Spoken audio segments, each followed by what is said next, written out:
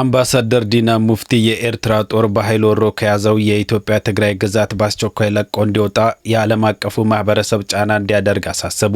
በሕዝብ ተወካዮች ምክር ቤት የውጭ ጉዳይ ግንኙነት የሰላም ጉዳዮች ቋሚ ኮሚቴ አባል አምባሳደር ዲና ሙፍቲ ፕሬዝዳንት ኢሳያስ በ34ኛው የኤርትራ ነጻነት ክብረ በዓል ላይ ባደረጉት ንግግር ኤርትራውያን ከነጻነት በኋላ ስላገኟቸው ለውጦች የመጥቀስ ፍላጎት ሞራል እንዳልታየባቸው ገልጸዋል። ፕሬዝዳንት ኢሳያስ ኤርትራውያን ከነጻነት በኋላ ስላገኟቸው ለውጦች የመጥቀስ ሞራልም የላቸውም ብለዋል። ፕሬዝዳንቱ ሁለቱን በማይወክልና በማይመለከተው የጎረቤት ሀገር ውስጣዊ ጉዳይ እንዲሁም ጂኦፖለቲክስ በንግግራቸው ሲፈተፍቱ እንደነበር እንዲሁም ንግግራቸው በበቂ እውቀት ላይ የተመሰረተ እንዳልነበር አምባሳደር ዲና ሙፍቲ ትዝብታቸውን በጽሁፍ አስፍረዋል። ከደቂቃ በላይ በወሰደው ሙሉ ንግግራቸው ስለ ሀገራቸው ኤርትራ አንድ አምስተኛ ያህልን እንኳን ሳያካትቱ ጨርሰዋል ሲሉ የኢሳያስ አፈወርቂን ንግግር ተችተዋል። ኤርትራ ከኢትዮጵያ ሉዓላዊ ግዛት ውስጥ የሰፈረ ጦሯን እንድታስወጣ ጫና እንዲደረግም ጠይቀዋል።